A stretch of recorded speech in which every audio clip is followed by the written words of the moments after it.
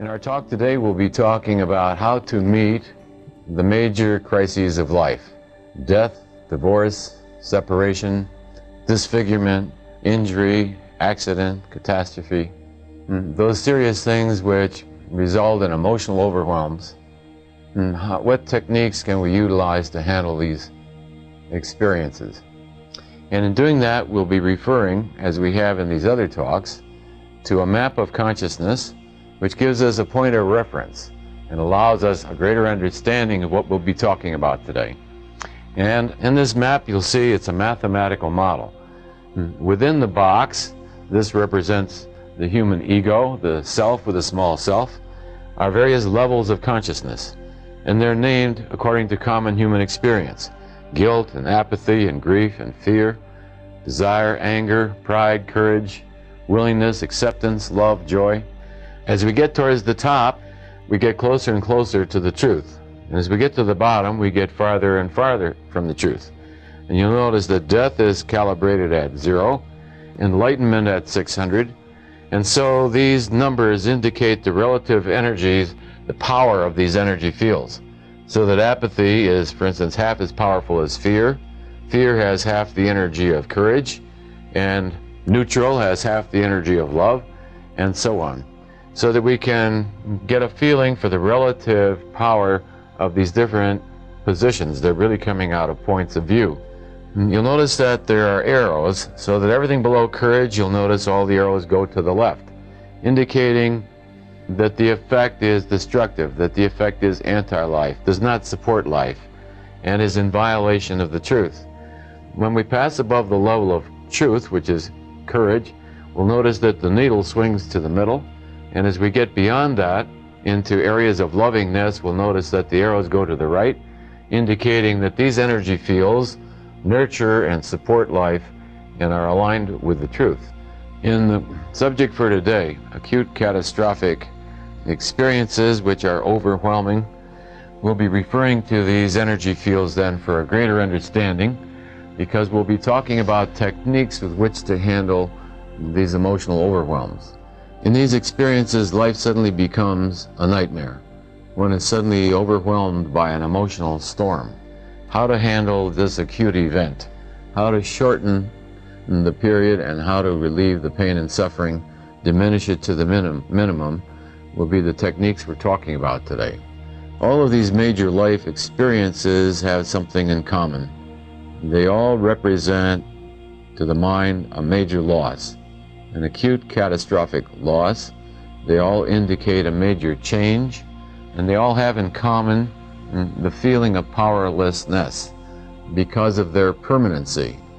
The mind gets that it cannot do anything about it, that it is stopped. And it is this phenomena of being stopped, the permanence, the fact that one is powerless and cannot change the event, that is partially responsible for the acute upset. And how to handle this will depend on our orientation to the subject and our knowledge of the whole field of consciousness. All of these experiences unleash a storm of negative feelings: shock, disbelief, denial, anger, guilt, attempts at undoing, self-blame, resentment, feelings of abandonment, rage at God and oneself, self-pity, rage at the world, rage at the family. All these negative emotions surface and come on at once, sometimes in sequence, sometimes in combination, but in general, there is the massive overwhelm of negative emotions. That they all share in common: the acute separation, the acute sense of loss, the acute sense of overwhelm, and the sequencing of first the shock, then the resentment, the disbelief, the anger. The sequencing of these varies from experience to experience and person to person. Their exact sequence is immaterial. What is significant is that they are an unleashing of everything at the bottom of the box. We said that everything in the bottom of the box, the energy field, is in a negative direction. And when one of these energy fields becomes strong, it tends to pull the rest with it. So that grief over loss then seems to bring with it guilt, senses of hopelessness, fear of the future, a desire to change the whole thing, anger. The whole negative energy field is unleashed in one giant emergency, and the emergency really is one of energy. The problem is really being that of being overwhelmed by a massive unleashing of energies. How to handle these energies? The mind tries to use reason. It tries to think its way out of this dilemma. It tries to find explanations and reasons. It can't succeed in this because the energy field overwhelm is so massive that the thoughts become merely a reflection of the negativity of the energy field, and therefore the thoughts themselves become negative. So now one is beset by an overwhelm of energy, an overwhelm of negative emotion, and an overwhelm of negative thoughts.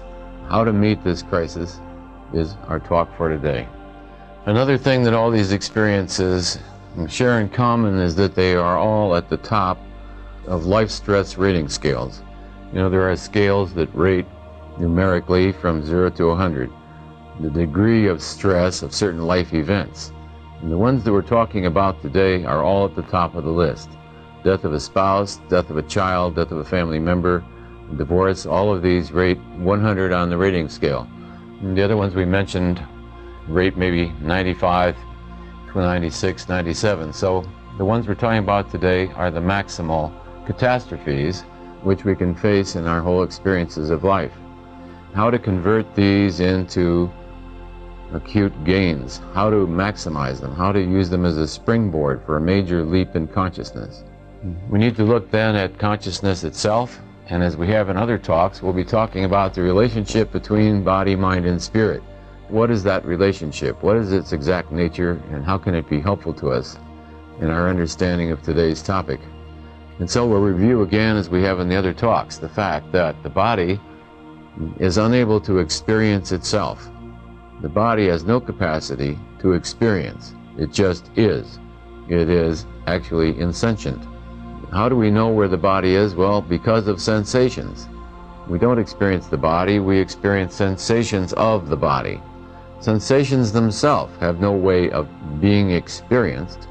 They're experienced in something greater than themselves, and that is in mind itself.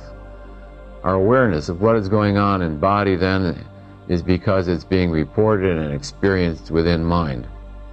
Now, mind itself has no capacity within itself to experience itself. That seems like a shocking thought. But a memory cannot experience its own memoriness. A thought cannot experience its own thoughtness. Feelings cannot experience their own feelingness. It's because they are experienced in something greater than mind, and that is consciousness itself. It is because of consciousness that you're aware of what is going on in mind. Mind then reports what is going on with sensations. Sensations report what is going on with the body. And so where we are experiencing then is several levels removed from the body itself. Consciousness itself is unable to actually experience itself.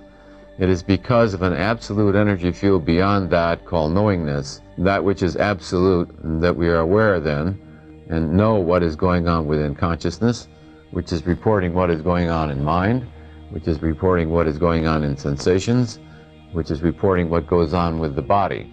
And therefore, where we experience that which we really are is considerably removed from the physical body itself. It is because experiencing is going on within consciousness that we can address the solution to human problems directly within the field of consciousness itself, thereby effectively shortening and relieving the amount of pain and suffering and bringing about a far more effective result. We saw the result of this technique and this approach in our talks on the handling of physical pain and sickness and suffering, of depression, anxiety, and fear. And the same technique will work in meeting these acute emotional catastrophic emergencies. Where you actually live is in the experience of your own experiencing. A person thinks, well, I live in the world, I'm experiencing the world. The world is coming in and it's being registered in your experience of it. We can handle anything if we address then this exact focus. If we focus on where we're experiencing experience, we can handle things with precision. We can, in moments and minutes, handle things that would take weeks, months, years, and in fact, lifetimes. We can handle within an hour a thing that others have been unable to handle in an entire lifetime. We know people who have had these catastrophic events early in life, and we see them in older age, and it's still not over with them. The resentment, the bitterness, the anger, the disillusionment, the rage, the major decisions that come out of those negative feelings are still with the person 50 years later. It's as though the event happened yesterday. It's still unhealed, it's still undone. There hasn't been the knowledge present of how to handle this overwhelm. And so today we're talking about directly how to handle the overwhelm at the level at which it is being experienced. To look at the experiencing, the field of the experiencing, and to be aware where experiencing is happening. Experiencing is not happening out in the world. Experience is not happening in your foot. It's not happening in your stomach. It's happening within consciousness. And as you examine where you experience, you'll find that it's everywhere. We don't experience things in a focal point. That's a belief system of the mind. For instance, if I say to someone who hasn't looked into this, where do you experience your thoughts? Out of habit, the person points to their head and says, here. That's a belief system. That's your thought about thoughts. You think your thoughts here, but that's only a thought. Where do you think that thought, that your thoughts are thought here? As you really go into it and introspect a little bit, with a little contemplation and reflection, you'll see that experiencing is diffuse, that it's going on everywhere. If you had to put your finger on where is experiencing happening, you cannot put your finger on any particular place. It's like everywhere and nowhere simultaneously. And it is that particular point which we'll be working with today. In doing this, we'll say something surprising, but something that makes this kind of work precise. I know because I've worked with it clinically for over 30 years. I know because I've been through most of the major life crises myself. In fact, in the last few years, I've been through half a dozen. And so I will share my own experience of the truth of these things, because all of them can be experienced within yourself. The only thing that you have to handle in these acute catastrophic events is the emotions themselves. The energy of the emotion is the only thing you have to handle. That sounds surprising? It's a fact. It's a fact that if we look at the experience, we'll see it's not the event that happened in the world or that we think has happened in the world that is our problem. It's the way we feel about it, is it not? Who cares about facts? Facts don't mean anything in and of themselves. It's your emotional reaction to the fact. A fact is only a fact. It's a nothing.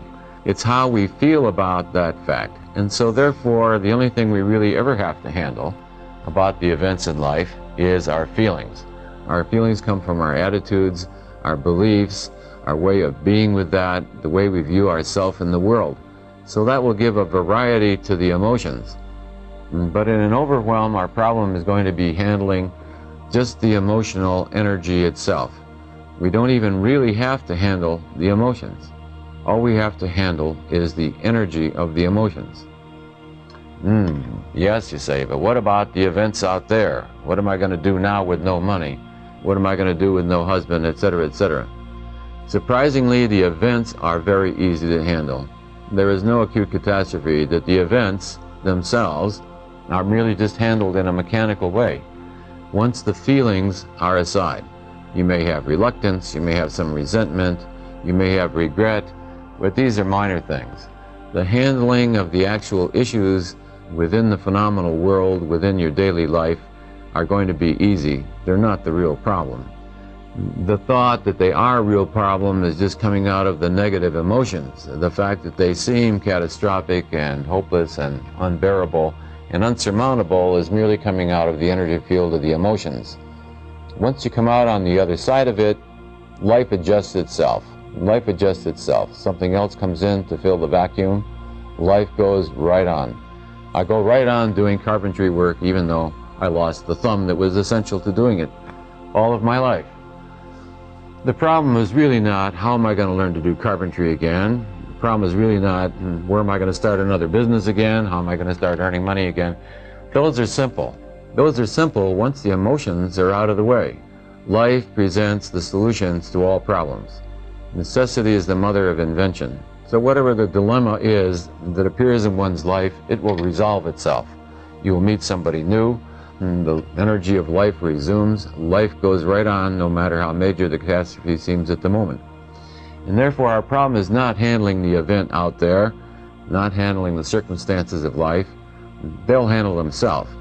In fact, usually relatives will handle it for you while you're knocked out of the box by the overwhelm. The problem then is handling the energies which are arising. We said once one of these major negative energy fields releases itself, starts to unleash itself, that it tends to drag the rest with it. Rarely do you experience grief alone. There's also almost always guilt associated with that, blaming yourself. Why didn't I look, as I went around the turn, why didn't I put chains on? Why didn't I take her to the doctor sooner? Maybe we could have cured her cancer. Why did I bet on that horse? Sort of a retrospective self-recrimination. There's also apathy, hopelessness. Life is hopeless, life seems hopeless. It looks like we will never be happy again, like the source of happiness has left our life. Of course, the grief is natural to the loss. And then there's the fears that arise. How will I live without whatever it is that I have lost? The constant, incessant desire drives us crazy to try and change it. What can we do? The bargaining, the trying to manipulate, the arguing with God, the making bargains with God. Oh God, if you'll only let so-and-so live, I'll do this and that. Then the anger, the rage at life, at the nature of life. Anger displaced onto the people of life. It's the doctor's fault. Let's sue the doctor if the patient died. The anger at the spouse for having disrupted the marriage and lifestyle. All of these negative energies usually unleash all at once. And from moment to moment, one or the other may be dominant. As we said before, at the same time the mind is thrashing around wildly, trying to come up with explanations, trying to figure it out, swamped by the overflow of energy. The problem is that the energy is too much for the apparatus to handle. It goes into disorganization, into biologic overwhelm, and the acute stress throws the person into acute emergency emotions and an acute emergency state, and especially the work in consciousness itself. The problems are not best handled on the level at which they seem to be occurring, but on the next higher energy level. Higher energy means greater power. Handle there, it handles it automatically on the lower levels. All we have to handle then are the energies of the emotional overwhelm. Does that sound surprising for a psychiatrist to say that? Most people would expect that a psychiatrist would begin talking about the psychology. The psychology, the intricate relationship between the person and these events and what they mean symbolically, the psychological components. But we're going to bypass all that. We're going to talk about the fact that the emotions that are released, whatever the psychology, it makes no difference. It makes no difference. What's happening is a massive release of these negative emotions. And what is it about the emotions that we're interested in is the energy of the emotions. And so the technique which we found very, very effective is this. We ignore the thoughts. Why? Because the mind is never going to figure it out. The mind does not have the capacity to figure it out and handle it. It is in a massive overwhelm. The issues are extraordinarily complex, and to unravel it would take a lifetime if you really wanted to know the full significance and every contribution from every level of one's psychological self to the total meaning of these experiences. We don't really have to do that, and it's a very good thing that we don't. We only have to go into the feeling itself. Notice that the feeling is being felt in a general way. We notice that the feeling has below it an energy. It's as though consciousness works this way. It's as though there's a diffuse body of energy which really has no name. We could call it the energy of emotionalism, the energy behind feelingness. Given a moment of time, this diffuse, unnamed energy will begin to take form. It will begin to take the form, let's say, of grief or anger or rage or indignation, self-pity, whatever, jealousy. This emotional field which now has some kind of form, and we'll see, at first it's diffuse and formless, but it now begins to take something of the form of grief, but there's also some fear in that, there's also some anger in it, It's sort of diffuse. It's sort of, we might call it the energy of negative emotions in general. Allow it a split second longer and it will now take a greater form. Let's say a specific fear. You know, how will I live now without money or something? The fear begins to take form, and then out of the specific emotion, let us say in this case fear, thoughts begin to arise. So it's like a sequence of events. It's like an ocean of suppressed energy. And what we'll be doing today is talking about how to decompress it. How to decompress it. If we can cut the fuse, if we can pull the plug, then we've disconnected the whole experience. And we're left then with an inner state of peace. So what I'd like you to do today is to accept, to take my word for the fact that you don't have to do anything about the external events. You don't have to figure it out. You can't make any progress by looking at the thoughts because they are endless. You're not really going to get much headway in handling it by looking at the specific emotion. But you will get a very profound effect if you allow yourself to focus on the energy below the upset. As you catch the experience earlier and earlier, you will get that this energy is diffuse. It's almost nameless. It's like a container of pressurized gas that's seeking release. And this pressurized emotion, the energy of it, has been accumulating for a lifetime. It's all the suppressed emotion that has accumulated up to this point in time. And it now has an out. So the event that has happened in life has opened the sluices, has opened the gates, has opened the doorway, and all this container of compressed, suppressed emotional energy is now using this opportunity to escape. Once the barn door is open, all the animals run out. How to get out of the way of these running animals? You can't. One way to cut through it quickly is to accept the fact that you can't escape this experience. Trying to escape it only prolongs it. It would seem the mind will try to figure out ways to escape it as though that will reduce the pain. Actually, the pain comes from resisting the experience. The pain comes from resisting it. And so we'll use somewhat the same technique we did with physical pain, where we surrender, we let go resisting this energy field. We just sit down and let go resisting it and choose to be with it. The faster we open it up, the faster we let that energy out, the quicker the experience will be over, instead of dragging it out endlessly, agonizingly over the hours and the weeks and the days and the months and the years, in fact, a whole lifetime. The whole thing can be let go of. Remember we said when somebody had an acute injury to their hand, let's say a burn, if the person stops everything and does this very same practice, let's go resisting, just opens the door and welcomes in and says, in fact, I want more of it, of the energy of that experience, and ignores what goes on in mind, ignores thoughts, but allows themselves merely to experience this energy field. Your mind will say, well, I'm experiencing grief. That's a label. So we'll say all thoughts are labels and they have no reality. In reality, none of these things exist. These are all labels we've put on things. To say that it is grief, and the mind expects if a loved one dies, automatically it says grief. Grief is a label. Mind having the power that it does over emotions, mind having the capacity to give it form. The belief that to lose someone is automatically therefore grief gives form to the emotion. The energy field of the emotions is actually formless, but we insist that it's grief, it then takes the form of grief.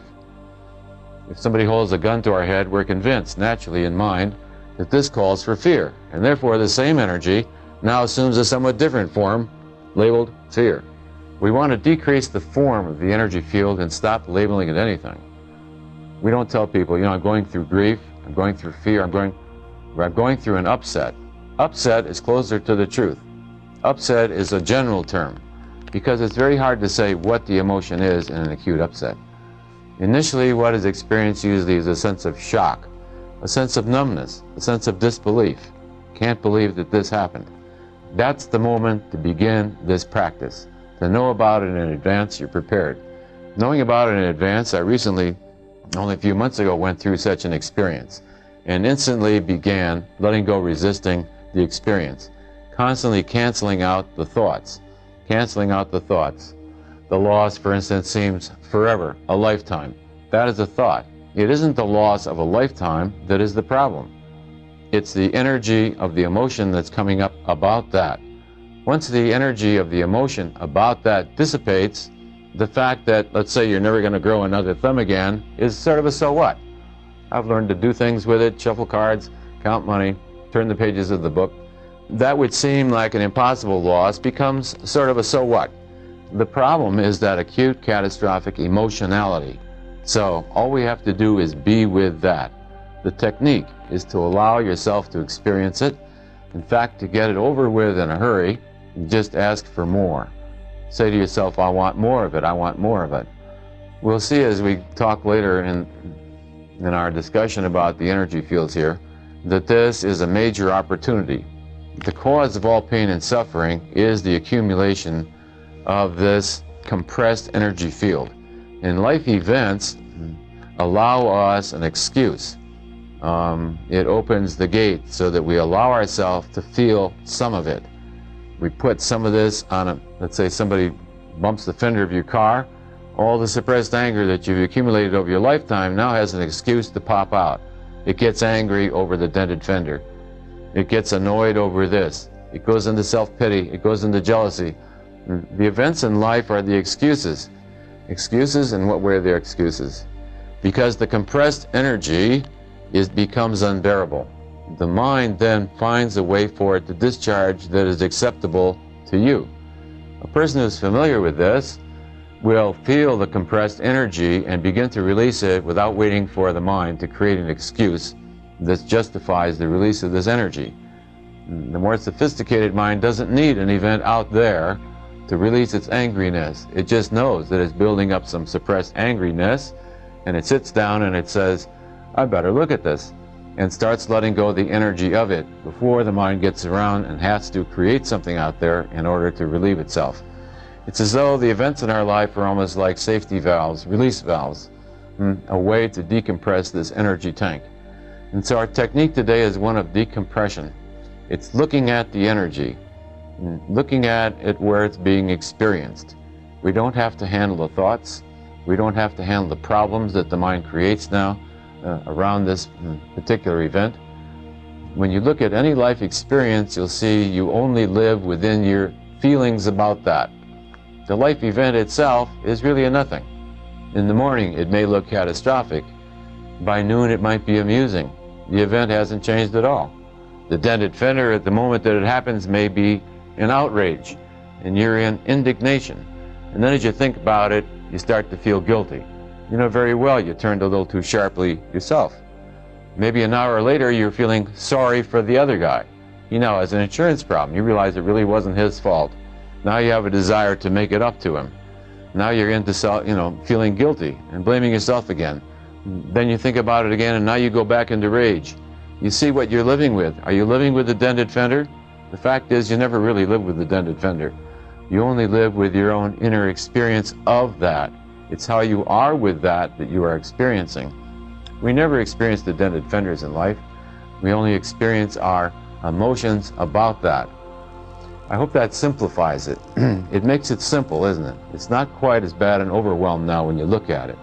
The only thing you're ever going to have to handle is an energy, that subtle inner feelingness, letting go, resisting it, surrendering to it, welcoming it, saying yes to it, releases the energy of it. After you do this for a few minutes or maybe an hour, depends on how adept. Some people get it right away, other people it takes a little practice. But as you sort of get where it is, you no longer have to even experience the emotion. You don't have to handle or experience any of these emotions as such. That which was fear disappears and is not felt as fear anymore. Anger is not felt as anger. Guiltiness is not felt as guilt per se. It is felt as an overwhelming, upcoming flow of a negative energy, which actually is nameless. When you stop naming it anything, when you stop labeling it, when you stop calling it anything, when you stop putting constructions of the mind onto it, when you stop putting interpretations onto it, when you let go of right and wrong, let go wanting to make it wrong, the event wrong, yourself wrong, when you bypass all that, and go directly to the energy of the feelingness of it, you'll see you don't have to handle all that. You don't have to handle the thoughts about it. You don't even have to handle the emotions of it. All you have to do is handle this upcoming energy. Can you do that? Yes, you can do that, because you're doing it all the time anyway. The ineffective technique of wildly racing around in your mind trying to figure it out, wildly running around inside your mind trying to handle these catastrophic emotions, at the same time, this letting go of the energy field is happening anyway. So today all we're trying to do is become conscious of it, cut through the confusion, get right to the essential point of that which is effective. All the dealing with the thoughts, all the dealing with the events, all the reasoning and figuring it out and logic, all the probing into the psychological significance and all that is entertaining, but it's thoroughly ineffective. It's a waste of time and energy. It really delays the recovery. The healing of an acute burn of the hand, how long does that take? It takes a matter of seconds. How long should it take bleeding to stop once you cut off, let's say, a thumb? Actually a matter of seconds. Going instantly into this technique, for instance, when I cut the thumb off, the bleeding bled exactly 8 drops. The instant releasing of it, the releasing of the pain, the letting go of the resistance of the catastrophic overwhelm, allowed the thing to stop instantaneously. And those people who tried this technique have had the same experience, that on the physical level you can demonstrate the truth of what we're talking about. You can do it with any emotion. You go into the emotion, and then you go past the emotion, you stop calling it anything, you get in touch with the energy of it that's coming up. It seems to be coming right up through your solar plexus, or it seems to be everywhere. You go right to where experience is being experienced. You have to use a little discipline with your mind now and refuse. You can refuse to have your mind fool you. The person says, well, I'm experiencing the death of that person out there. You're not experiencing it out there, you're experiencing it in here. Where are you experiencing it in here? The same place that you always experience experience. It is within your feeling self. Your problem is only your own feelingness. The problem is not the death of someone out there. The problem is not out there at all. What you're up against is the energy of one's own feelingness, the overwhelm of the energy of the feelingness. If we direct our attention there and focus it there with precision, that which could be a prolonged and very painful experience is aborted, brought to an abrupt end. What happens if we keep on letting go of this energy? What happens if we welcome it? What if we say, what an opportunity to decompress all this? And what will be the experience then? It will be relatively brief as compared to what it would be with an ordinary state of consciousness. And what happens then is suddenly this energy field stops. It's as though the compression chamber, the pressure dial reaches a certain point, and when it reaches that point, the overflow stops. And then one has a state of what? Of peace. Right out of acute catastrophe come profound states of peace. And those who have been through it know what I mean. The agony all of a sudden stops. Instead, there is almost a silence, an infinite presence, an infinite state of peace. Something that may be greater than any experience you've had in your life before. When we come out on the other side of it, we're not the same. We're lighter, we're freer, we're less subject to pain within our own emotional experience henceforth. Clinically, usually what happens is the person now sighs with relief. They realize that life is going to go on, that they can live with it. As bad as it seemed, somehow one can survive. And the period of peace goes on for a variable period of time, and then there will be a wave of this emotionality coming back. It tends to come back in waves with periods of relief in between. And what we do is when the wave comes, we welcome it again. We try to release as much out of this valve as we can before it shuts off again. We welcome it as a very valuable opportunity, one that may not happen too many times in life, one that to be treasured. The treasuring of it, the value of it, only comes when you're really on the other side of the experience and you can look back on it now with the wisdom that you've gained. To say that the mind is not going to really be of any help in this experience. It's because the mind is looking in the wrong direction. The mind is saying to you, if I could only change the circumstances or the event out there, then I would feel all right. Well, we have some good clinical examples of that. We've talked in some of these other talks about a clinical case I had of a woman who received a telegram that her son was killed in Vietnam. And so what happened is she stopped talking and she sat in a rocking chair near the window, and she just kept rocking back and forth and staring numbly out the window. And she was in a state here that we call apathy, complete loss of energy. The world looked hopeless, and to her, God was dead. She rocked back and forth in this hopeless state and didn't respond verbally to the family, refused to eat, barely slept, took naps perhaps during the night, but just stared blankly out the window in a total state of apathy. And we said that certain changes had taken place in her brain chemistry as a result of this, and the neurotransmitters being depleted. I think it was about a week or 10 days later, the family in the meantime didn't know what to do with this and was, of course, very disturbed.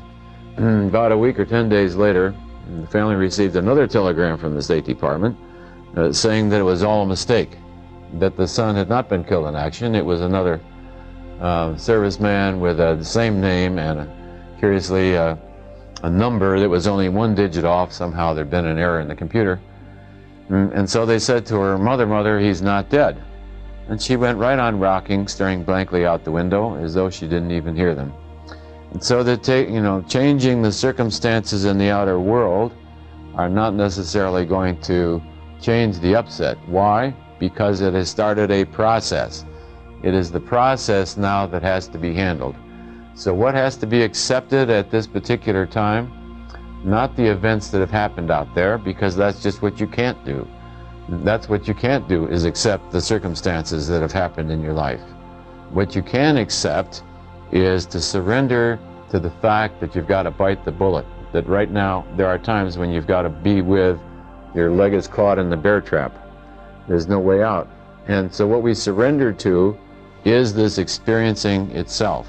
The necessity to sit it through, to face it, to handle with it, to surrender to the experiencing of the experience, and to use the techniques that we talked about. To be effective then, we pay little attention to the mind, because the mind really has no solution to this problem. The mind is saying if we could only change those external circumstances. And this is where people's experiences with prayer often come in. Not knowing what to pray for, later on they may come out of it bitter because they were praying in the wrong direction. Very often the prayer goes in the direction of, please undo that, please bring Joey back to life, please bring my thumb back, please change what is happening out there. A prayer in that direction is very unlikely to be effective, is it not? Because the form of the prayer is like, dear God, please let me be 1 foot shorter. Is the problem God's, or is the problem the lack of comprehension of how to pray? At this point, the prayer which says, please be with me and show me how to surrender, and how to handle this experience. The asking for the conscious awareness of the presence of God. The asking God to take on the experiencing for you. Now, curiously enough, as you keep surrendering into this experience, as you let go resisting it, as you let go labeling it, you are progressively surrendering it. First surrendering that attraction to pay attention to the thoughts and to do something out there to try and change it. Then the willingness to surrendering the labeling. The willingness to surrender causing this emotional energy to take form. The surrender to the energy itself. The total surrender to the energy itself brings you into an inner state, as you keep getting deeper into the surrender, that something is experiencing, something is handling the experiencing of this experience for you.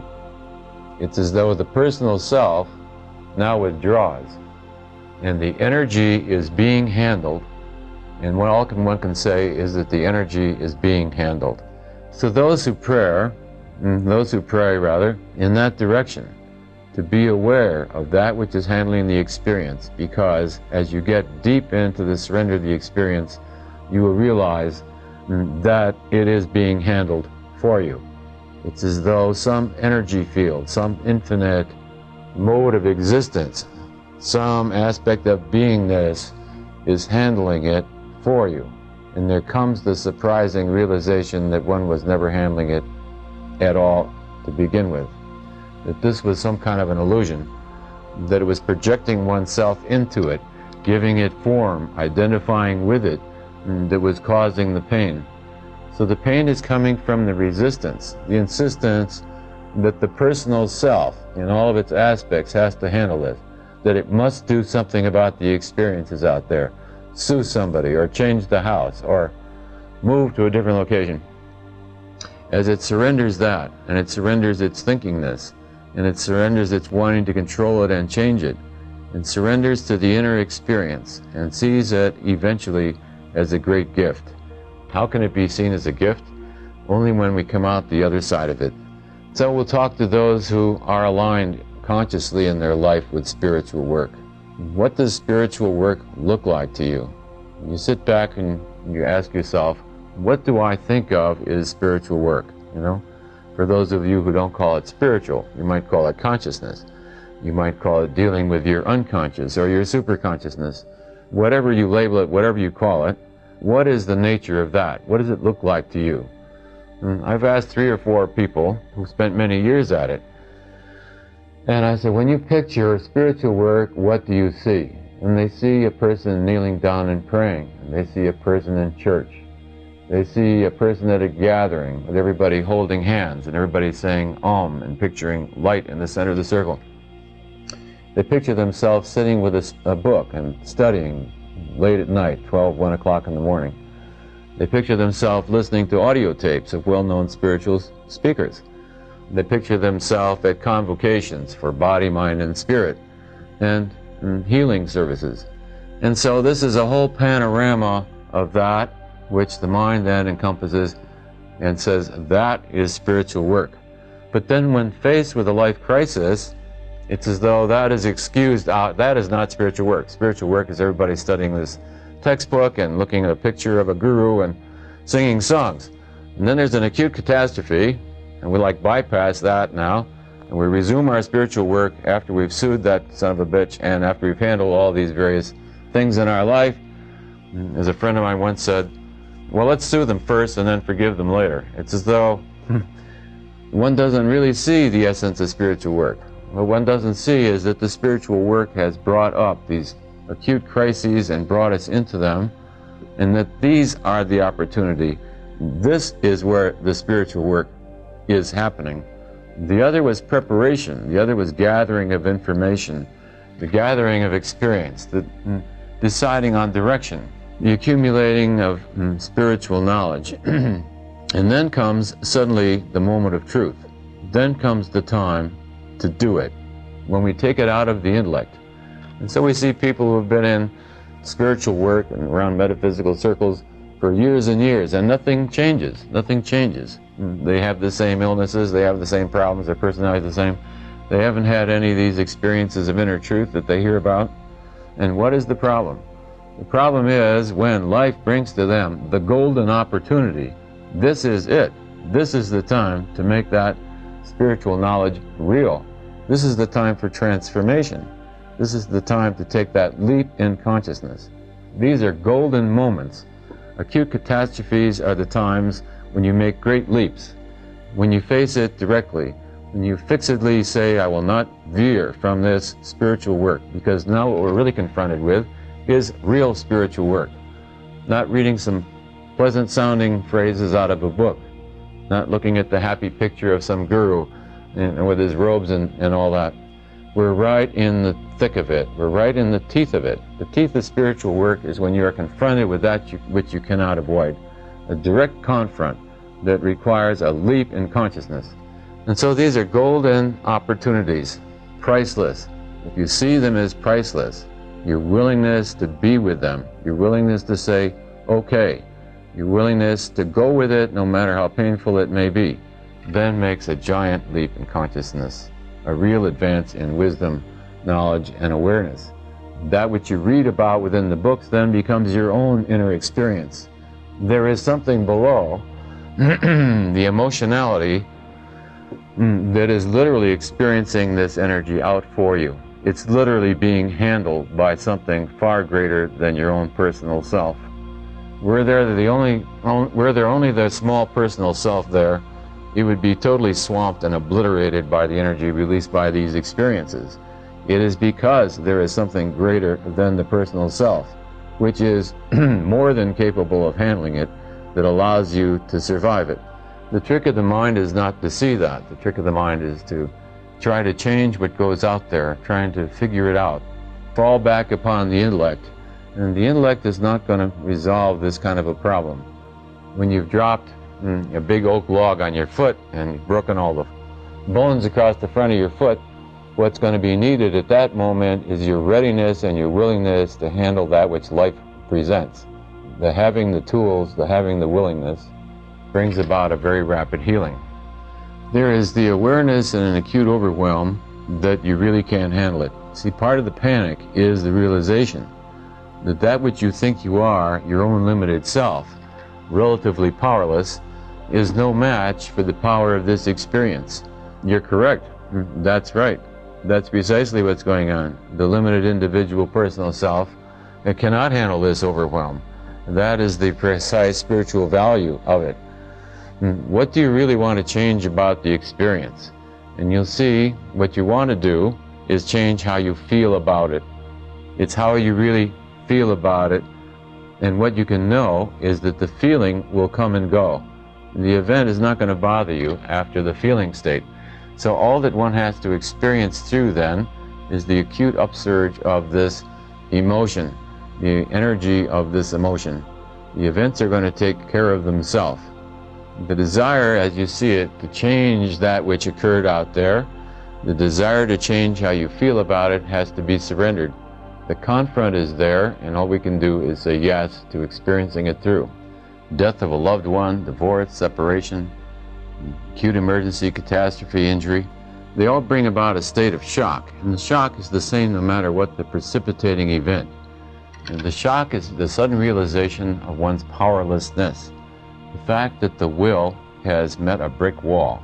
The shock that one is stoppable, that one has been stopped, that the personal will cannot have its way. Therefore, the shock, the realization of this is the same in all the experiences. The fact that it is unchangeable, that it is permanent. This is the shock. It's as though you came out full speed against a brick wall, and every time in life when we come full speed up against a brick wall, it releases the same energy field. If you've been through more than one of these experiences in your life, you can look back and you will realize that this is so. That each time the state of shock was the same. The experience, the sequence was the same. There was the feeling of sudden numbness, the state of disbelief, and then the unleashing of all the negative feelings. When you look at the negative feelings precisely, when you look back at some of the experiences you have, you realize the truth of what we've been saying. That what you really experienced was all of this. Is that not so? You experienced the totality of that negative energy field. In the morning it would be here, in the afternoon it would be here. In fact, within a minute's time, we fluctuate back and forth. It's like a scintillating energy field in which the form of the emotionality is flickering from anger to resentment to self-pity to jealousy to getting even to revenge to hate to hating God to hating yourself to blaming the family to blaming society, blaming the government, blaming the laws. The mind is wildly racing around in this negative energy field. The reason I mention this is I want you to see the diffuseness of it, the formlessness of it, that it is like a whole basket of negative energy, and we only have to handle the basket. We don't have to handle all the little things that are flickering around in the basket. We only have to handle the all of it. You see, if we see that it's decompressing the all of it, brings us rapidly through and out the other side.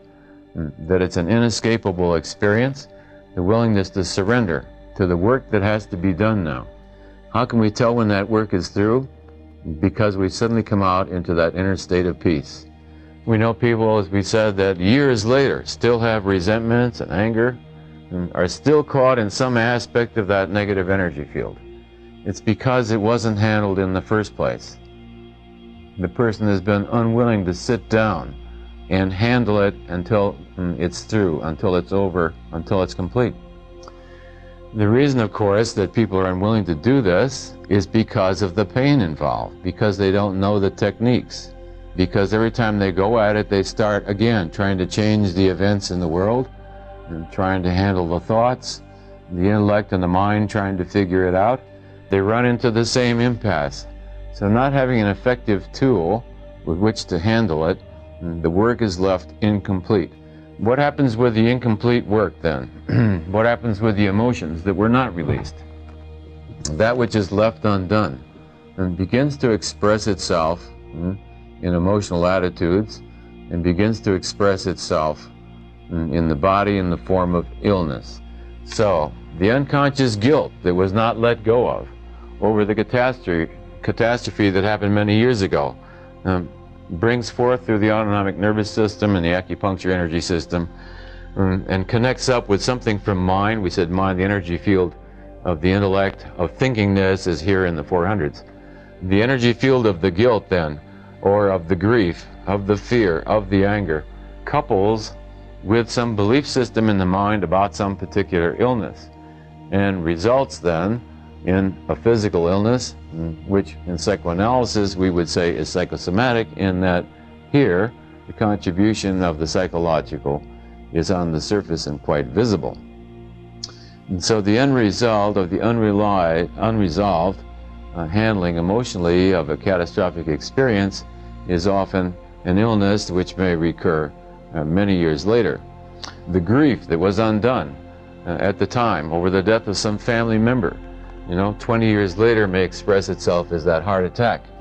The way we know then that the thing has been handled is when we feel at peace about it. We feel complete about it. It no longer recurs. It no longer brings up pain when we think about it. We feel satisfied. We may regret that we lived through it, that we had to live through that, but somehow we came out on the other side of it a different kind of a person.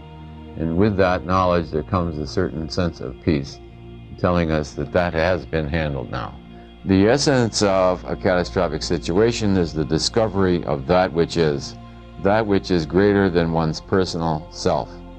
The experiencing through completely of a catastrophe then brings one into a connection that there is something within oneself that has the power to sustain no matter how catastrophic the experience appeared.